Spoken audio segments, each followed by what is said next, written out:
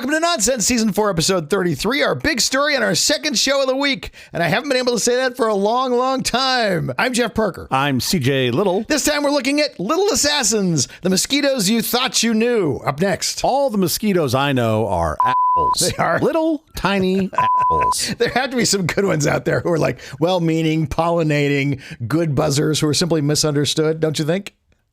You. Okay, the unknown side of mosquitoes. Let's go. This is fucking stupid.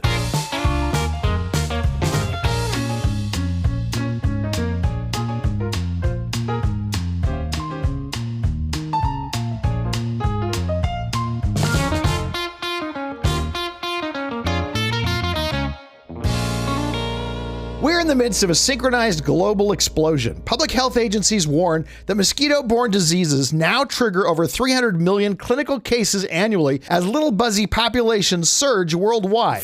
Us. The primary driver is a thermal Goldilocks zone. When temperatures hover between 77 and 90 degrees Fahrenheit, mosquito larvae mature at warp speed. Simultaneously, the viruses inside them incubate twice as fast, turning a single insect into a hyper-efficient viral transmitter in under a week. Yeah. And by the way, they can breed in as little as a soda bottle cap full of water. You just refuse to use the metric system. Warming climates and rapid urbanization have shattered historical geographic boundaries. South America is battling historic record-shattering dengue outbreaks, while invasive Aedes species have successfully migrated north, establishing permanent breeding footholds across southern Europe and into Canada. From local backyards to the equator to oddly early West Nile virus detections right here in Los Angeles, the planet has effectively become a massive mosquito incubator. Well, technically, the planet's an incubator of everything that we know. I don't mean to be pedantic. Too late. These tiny creatures have wielded more power over human destiny than the greatest military generals in history. Mosquitoes effortlessly survived the very asteroid impact that wiped out the dinosaurs, but more importantly, they are the undisputed deadliest animals on Earth. I feel like this is a scale problem. If you had hundreds of millions of rhinoceroses, those would be more deadly, I think, than the mosquitoes. Hey, what happened to Tim? Oh, sad story on the way to work. Rhinoceros. He was trampled by mosquitoes. He was trampled. He was trampled by a rhinoceros.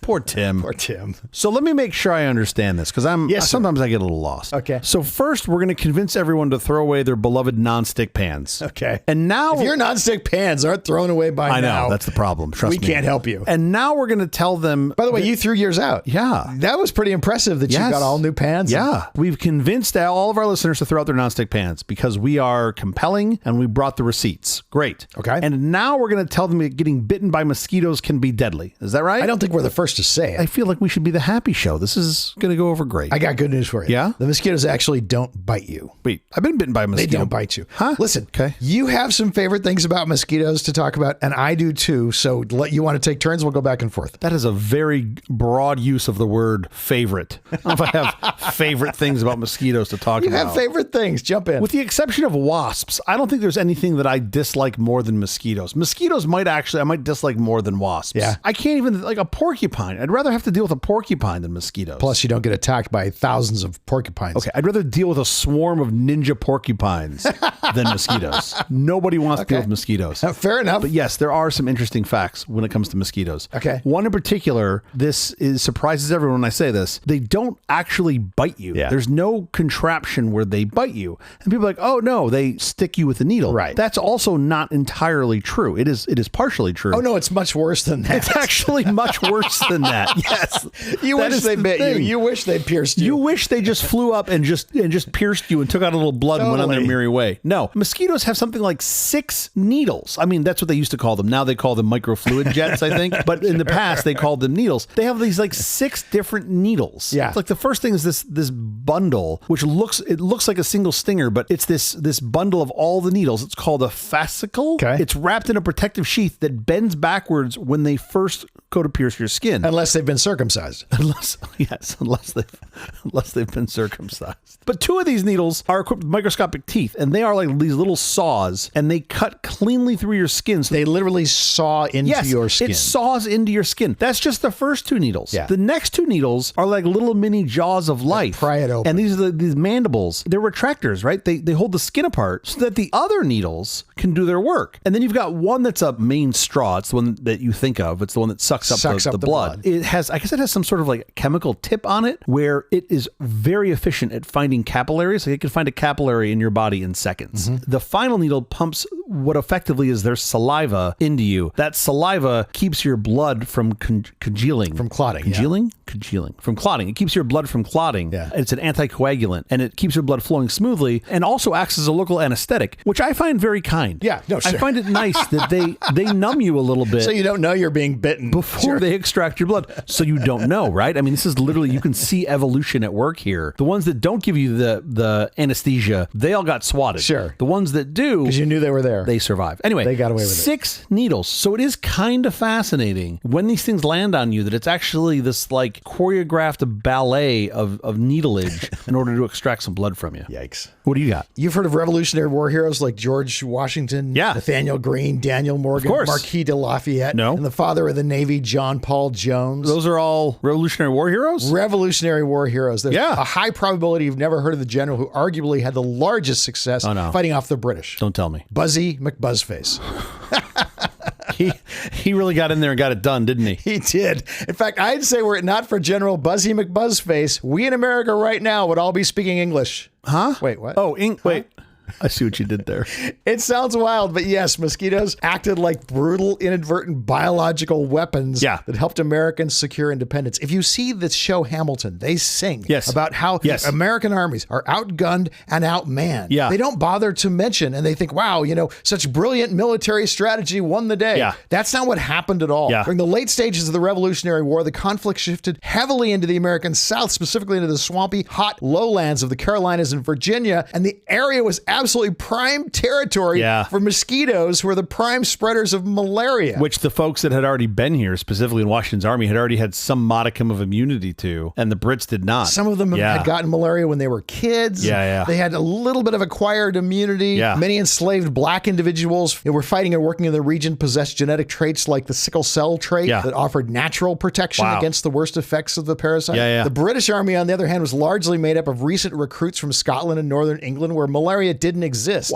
So they had absolutely zero immunity. When the British launched their southern strategy in 1780, they marched right into a viral buzzsaw. By the summer of 1780, at times up to half the British army was too sick to move. And this was literally like where they went to for some R&R while they waited for more troops to show up. And then they all got malaria. It gets worse. The British commander, Lord Cornwallis, witnessed his army melting away from what they called the fatal sickness, and hoping to save his remaining troops from the devastating southern fevers, he decided to move his army north into Virginia to find healthier air. Great idea. Perfect. But however, his superiors ordered him to dig in deep at a water port on the coast called Yorktown, which was a catastrophic mistake. Yorktown was surrounded by tidal marshes, and by the late summer of 1781, the mosquitoes struck again. By the time George Washington's Continental Army and their French allies arrived to besiege the city, over 50% of Cornwallis's men were too sick to stand duty or mount a proper defense. The Franco-American forces, having only recently arrived from the north, were still healthy. To make matters worse for the Redcoats, Spain had entered the war on Britain and cut off the supply of cinchona bark, which is quinine, which was the only effective treatment for malaria at the time. I don't like this, because now I'm going to look at mosquitoes and be like, oh, look at that cute little guy. He helped us win the war. That's not what I want. You right now, if you weren't for the mosquito, you'd be speaking English. But it wasn't just the Revolutionary War that these things helped win, right? Like this has actually been this goes back a feature, not a bug, going way back. Yeah. Rome didn't use the Romans. Rome didn't need to fortify its southern flank because it was protected by a massive swampy breeding ground for malaria-carrying mosquitoes. The time it took you to transit through there, you were bound to get malaria in half or whatever, some number of your force. They called it Roman fever. They called it Roman fever. They couldn't even reach the city walls. The mosquitoes act as a natural defense system that kept the Roman Empire secure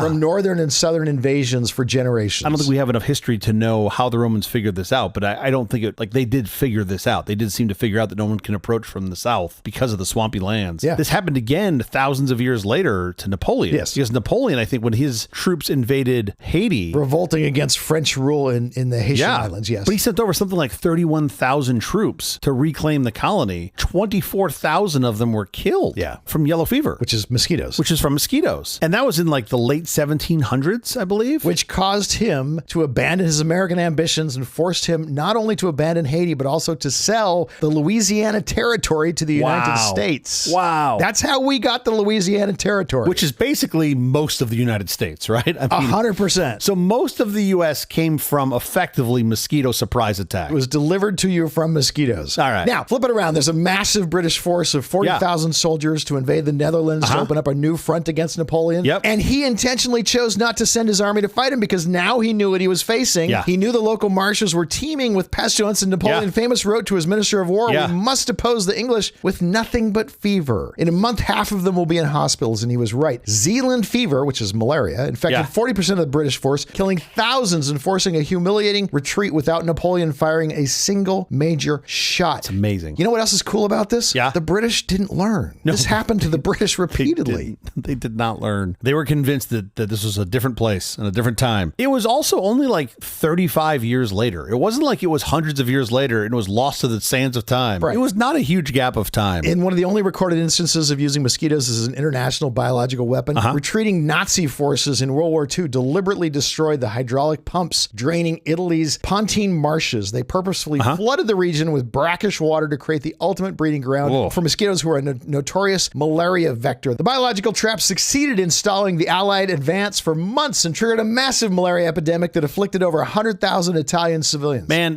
that's just terrible. Like, that was on their way out, too. Like, follow us? Good luck. We're leaving mosquitoes behind us. I mean... That's better than just giving them the finger as you retreat. I mean, can't they just burn the countryside like the Romans used to? Like, don't leave behind mosquitoes. It's terrible. Much worse. All right, sir, your turn. Okay, so they've won wars for us. I don't know how our average listener is going to use that to their advantage. I don't know how many listeners of ours are starting wars. No, but if they are. Maybe. But if they are, it's good knowledge to have. If you have ever felt like you get eaten alive on bright nights, turns out you aren't imagining Full moon nights, And I did not believe this at first, but it turns out studies that have been compiled by the American Mosquito Control Association, they show that mosquito activity increases by up to 500% during a full moon. Wow. So the mosquitoes use the extra light to spot movement, find hosts much more easily. I didn't know it was visual. I thought they were spotting things, finding hosts by smell. They rely heavily on smell from a distance, but then, like, when they get up on final approach, they use vision to figure out where to land. And so when you've got more moonlight, that's amazing. They get these better silhouettes for humans or animals or whatever they're trying to land on. So the light actually does help. And then also, because it's brighter now longer, they normally won't fly when it's super dark because they'll lose their orientation. They'll run into stuff. When there's a full moon, especially, think like a bright full moon, right? No clouds in the sky. They can hunt safely all night long. Wow. Those nights you want to go out on a full moon and enjoy it, well, you can. There are just others doing it with you. Sure. Also, this is even more fascinating about these little critters. Full moons influence the barometric pressure and tidal cycles,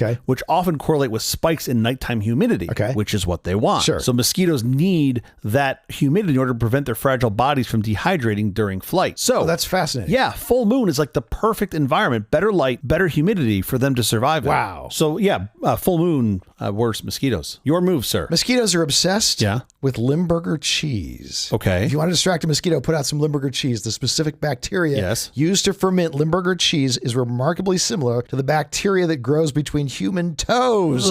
Because many mosquito species hunt by smelling foot odor, they will happily try to bite a block of cheese over a person. Oh boy. All of a sudden that nonstick pan show is looking pretty good. Limburger cheese gets its iconic pungent aroma from a bacterium that is the exact same bacteria that thrives on human skin, particularly the warm, damp spaces between human toes. Okay. This discovery won an Ig Nobel Prize in 1996, which if you don't know anything about the Ig Nobel Prizes, look it up. It's fascinating. We'll put a link in the show notes. It's brilliant. Yeah. It also led to real-world breakthroughs. Scientists used Limburger cheese extracts to build highly effective cheap traps in Africa to lure malaria-carrying mosquitoes away from home. Now, the whole country smells like Limburger cheese, which is not a plus, but you don't have the mosquito problem you once had. I don't know. It's not terrible. I'd rather have the whole place smell like Limburger cheese than be be getting attacked by mosquitoes. I'm going to sprinkle the stuff around my house now. Mosquitoes track us via a combination of carbon dioxide, heat, and skin odors. Sweat contains lactic acid and uric acid, which our skin bacteria break down into smelly fatty acids that mosquitoes find irresistible. So the solution, your mosquito's solution, when you say, I'm the guy who always gets eaten alive.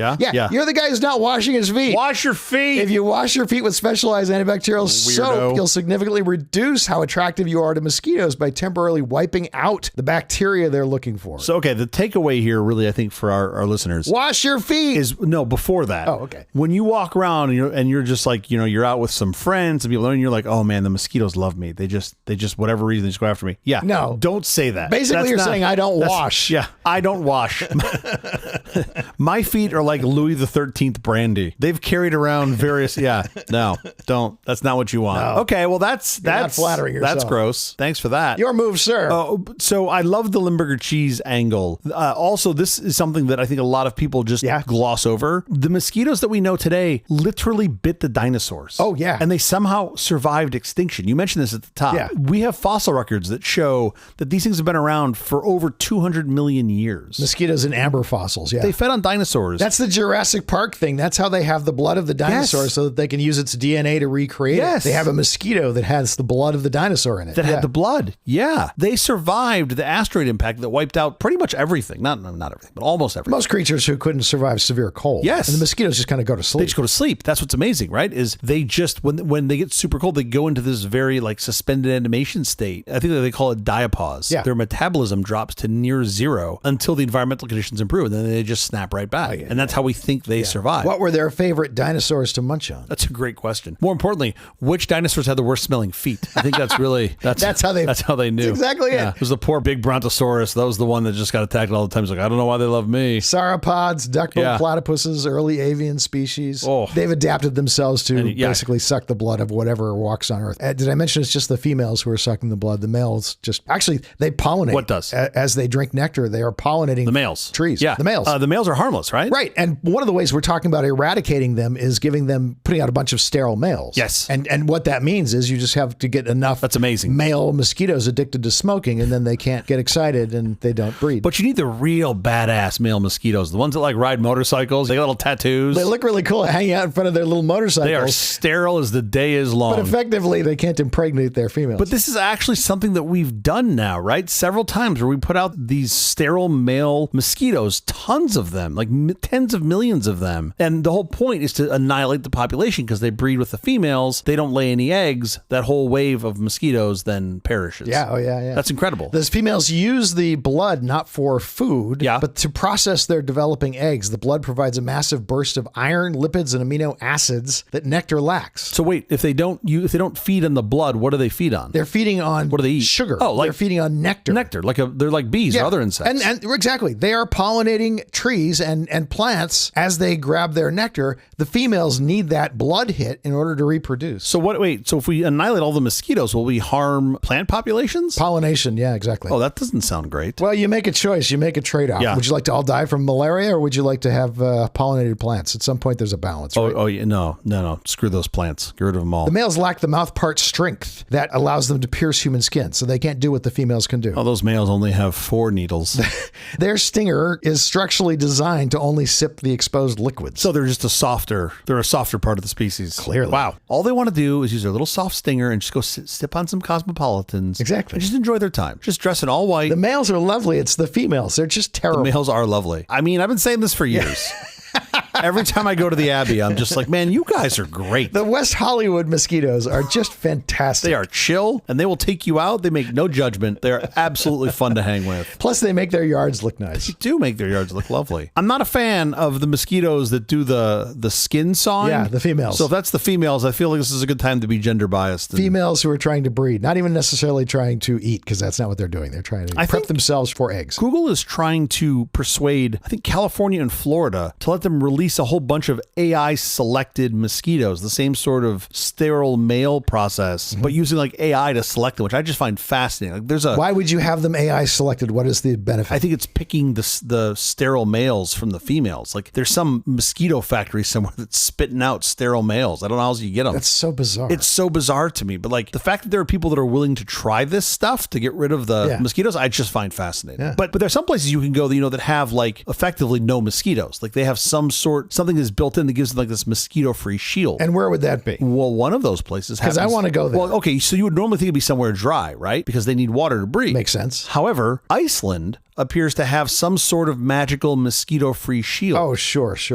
Right? Well, because the climate changes so much so fast. Yes. Even though there's lakes everywhere, damp wetlands, right? There's plenty of animals there to feed on. Yeah. It's entirely free of mosquitoes. And scientists think that that's because of their unpredictable climate, where they go from rapid cycles of freezing to thawing back to freezing. The mosquito larvae get tricked into hatching early, so they all die before they mature, because it's a couple week cycle for them to mature. That is amazing. I wanted to go to Iceland before this episode. Now I really want to go to Iceland. Everything about Iceland to me sounds so cool. Iceland is my second favorite place on the planet that I've been. Iceland is very, very cool. What's your first favorite? New Zealand. Full of mosquitoes. New Zealand. Oh, no. They have something worse than mosquitoes. Black flies. These little sand fly things. Oh, that pinch you? Oh, they're terrible. I wanted to burn the entire South Island with napalm when I discovered these things. They are terrible. And they will they are unrelenting. Wow, okay. I feel like the locals or the folks that live there, they somehow get used to them or something, but they are terrible. Other than that, place is great. So anyway, Iceland, supposedly mosquito-free. Yeah. To our knowledge, there's literally only one mosquito in all of Iceland, and it was captured by a scientist on an airplane in the 1980s and is currently preserved in a jar of alcohol at the Icelandic Institute of Natural History. Right. I think it's also interesting to note that these little tiny things, we have no sense of scale at big or small. Yeah. These little tiny things, they can consume something like 3 times their body weight in blood during a single feeding, which just the physics of that breaks my brain. How do you still fly? It makes no after you increased your size by 3x. It makes no sense to me. It'd be like me waddling into the harbor house and eating 600 pounds of shrimp. Oh, wait. I guess it actually does make sense. All right, we have to get out of here, but quickly before we do, have you seen or read anything good this last week? If we're going to have an episode devoted to mosquitoes, I think we just did. I think it necessitates a shout out to one of the best mosquito jokes I've ever seen on screen, which is from Pixar's 1998 A Bug's Life. This is the movie that's famously known for a charming tale of ants and circus bugs. Sure. But in the middle of this bustling insect metropolis, they give us a hilarious glimpse into like what would be the underground nightlife of bugs that I just think is comical. And there's the scene is it's at the bar, and there's a disgruntled mosquito patron. He's kind of bellies up to the bar and orders a Bloody Mary O positive. Sure. Takes a shot and then promptly passes out and like hits his head on the bar on the way down. Totally not kid appropriate, but still funny as all get out. Right. And I just love that it's a nice reminder that no matter how sophisticated or annoying these pests or any other part of reality gets, Hollywood is always able to find a way to make them hilariously relatable. Absolutely. And it's just fun. So it is a nearly 30-year-old film, but it's still a lot of fun. That's awesome. So I would recommend The Bug's Life. How about you? Discovery Channel's 2017 feature-length documentary Mosquito, which delivers a chilling wake-up call. The tiny insect remains humanity's deadliest apex predator, killing, as we've said, nearly 1 million people annually. Narrated by Jeremy Reiner, this cinematic global tour spans 4 continents to reveal how human activity via rapid globalization, urban sprawl, and climate change has fueled the crisis. By warming the planet and expanding travel routes, we've allowed aggressive subspecies to march into entirely new territories. Through stunning macro photography and raw personal stories of families ravaged by Zika and malaria, the documentary bridges heartbreaking human tragedy with expert insights from Bill Gates and Dr. Anthony Fauci. It poses an urgent final question: can cutting-edge genetic engineering outsmart an ancient insect mutating faster than our cures? Check out Mosquito, a doc so good, it's available on streamers everywhere now. Well, it sounds a little doomsday when we're trying to outsmart the mutating mosquito. We have some cool ways to do it. They mate by putting a humming sound on their wings. They match at 1200 hertz. Okay. And so we're thinking of creating devices that are putting out 1200 hertz sound to confuse them. It just sounds like mating all around. It's like they're at a rave. It's like a rave. It's a giant rave. They'll just show up. Little tiny mosquitoes, little tiny glow sticks. We're here for the party, and then it's just like a big trap. I do feel like I need to watch Mosquito. This really well done. Sounds interesting to me, especially given what we've learned today. Yeah, okay. I'll check that out. out. That is the episode. Thank you for joining us for all this nonsense. A truly terrible podcast from The Awful Company. Visit us on the web at nonsense.productions. I'm CJ Little. I'm Jeff Parker. If you like this program, please follow, download, subscribe, and like at Apple Podcasts, YouTube Music, Amazon Music, AntennaPod, iHeartRadio, Spotify, my favorite Overcast, wherever you may get your podcasts from. Think about your bedroom, CJ. It should be your sanctuary, a place to unwind, breathe easy, and recharge. But when the weather warms up, it takes only one tiny buzzing intruder to ruin your entire night. You don't need harsh chemical sprays or noisy plug-ins to reclaim your space. You just need a quality premium weave mosquito net. It acts like a breathable, completely natural shield, letting the cool evening breeze drift in while keeping the pests out. It's an effortless investment in your health, your comfort, and your family's safety. Protect your peace, secure your sleep. Upgrade your bedroom with a premium canopy net today. Available at mosquitonets.com. We'll be every Tuesday and Thursday morning for more nonsense. Please join us.